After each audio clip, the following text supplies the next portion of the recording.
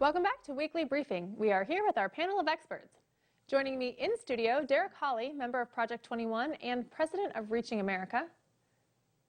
John Schweppe, director of Policy and Government Affairs at the American Principles Project.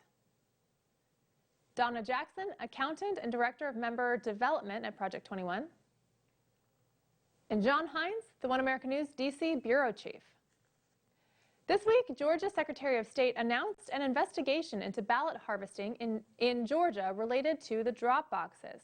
True the Vote, a nonprofit organization that has been investigating the frauds surrounding the election, has found a whistleblower who claims to have been paid $45,000 to illegally stuff the drop boxes surrounding the election. The group also claims they've identified 242 other ballot traffickers. What turned this around is a whistleblower that came forward. On the tapes, they identified 240 of the same people going around the state, stuffing ballot drop boxes between 2 and 5 a.m., not 8 p.m. at night, not 10 a.m., between 2 and 5 a.m. Secretary of State Brad Raffensperger had this to say.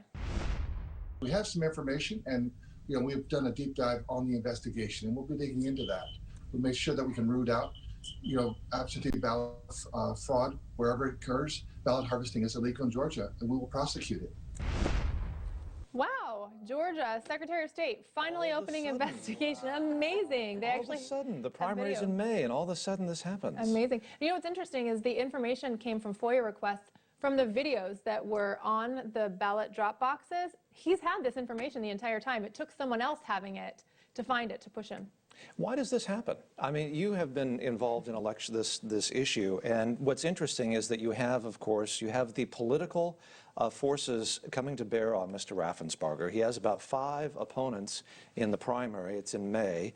Jody Hice, the 10th District Congressman, his district is just east of Atlanta, endorsed by President Trump, a very strong contender in this race to take over. It's very unusual you have a member of Congress, a sitting member of Congress, running for a statewide office like Secretary of State. Yeah. Very rarely happens, of course, endorsed by the president. What's interesting, though, is the governor.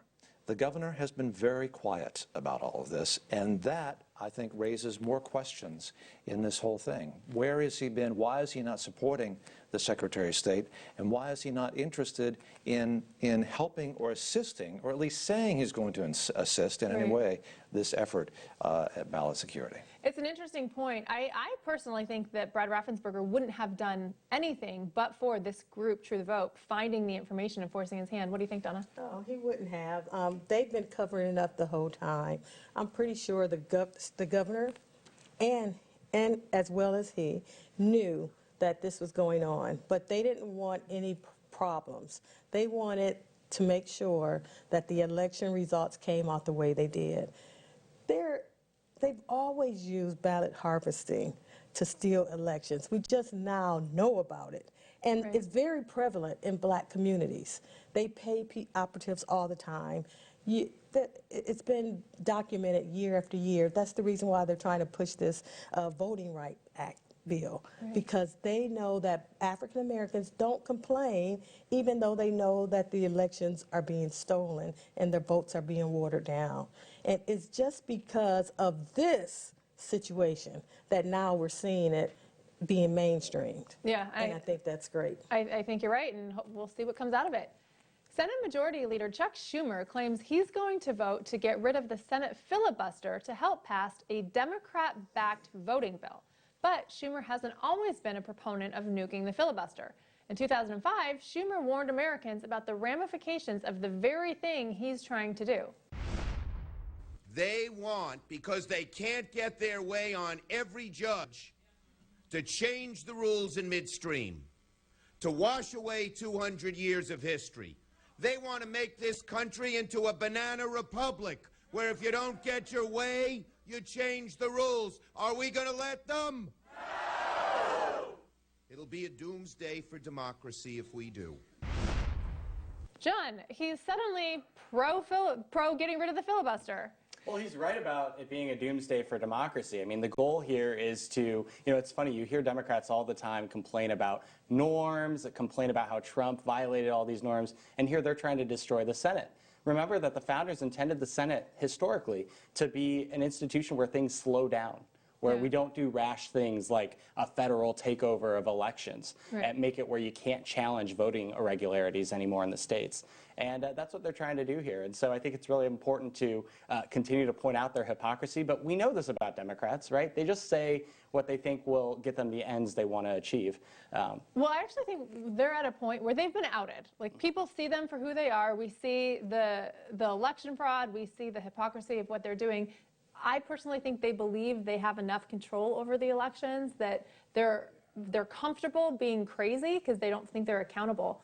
What do you think about them thinking they're not accountable to the people? Well, it's exactly what you said, and even beyond the elections, they have every single institution in society. They have the media to cover for them and know that they'll never actually be challenged by the media no matter what they do. You know, that's why we saw AOC and Eric Swalwell going to Florida. As ridiculous as that was, you know, fleeing to the only free state in the country when it comes to COVID regulations, because they don't care because the media doesn't care. And so I think, you know, what we have to do is continue to expose this, and I think the voters are going to send a message pretty loudly in 2022. I think will as well. Derek, what do you think about ending the filibuster? Well, it's just, has anyone showed Chuck his tape? Yeah, he's not returning my calls. It's weird. I'm like, gee whiz, but the hypocrisy that exists. Yeah. But the thing about it that's interesting the most is the shift and the timely of the shift. Because everything before the holidays was Build Back Better. And once Build Back Better failed, now the focus is on voting rights, the filibuster, and getting it done before Martin Luther King holiday. So they can spark all this controversy and create continued divisiveness, especially amongst the black community. Crazy. This never-ending list of Joe Biden's gaffes just got a little bit longer. Earlier this week, Biden told the country that people should be hopeful in the new year, but got one crucial detail wrong. There's a lot of reason to be hopeful in 2020. Now, in his defense, it still feels like 2020. I hadn't seen that one. Yeah. Derek, what do you think about him getting the year wrong? Oh, I just think it just goes without saying the level of incompetency, whatever the word is, okay, that he continues to display under, you know, while being the president of this country right now. And it's unfortunate because the media won't even allow him to address the many failures of his administration, including the Afghan withdrawal debacle, including the ongoing immigration problem at the border. China's trying to take over the world. Right now, we have tensions at its highest point with Putin right now in Ukraine and what's going on over there. And so, again, these are issues, real issues that America has to deal with, including inflation and energy. And so by doing stuff like that, the media allows him not, again, to address these issues that are like tabletop to the rest of America. Donna, what do you think about his gaffe? We don't know who's running the country right now. It'll probably be decades before we find out, but we know that he's not doing it. He's in there, you know, reading teleprompters, getting that wrong. His mind is not 100% there, and they still cover for him. If that would have been Trump, they would have been talking about how he wasn't mentally competent to run the country. But he can have gaffe after gaffe after gaffe. He can make mistake after mistake after mistake, and they still support him. Right. And that's astonishing. They stand by their man. John Hines, what do you think about the gaffe? Well, you know, there's a source in Florida who has the Hunter Biden laptop, and he's combed through that thing, and he has found emails from Hunter Biden to, I think, his therapist, in which he speculates. He says that he doesn't feel his dad, Joe, would run for president, this is several years ago, would run for president because he suffers from dementia. Yeah.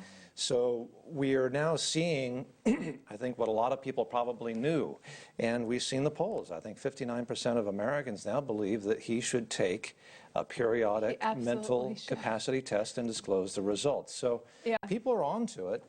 You know, I mean, I don't know how long it takes to get traction, but people, he definitely needs one. When we come back from the break, we'll talk about Dr. Fauci's accidental admission and teachers refusing to return to the classroom. We'll be right back.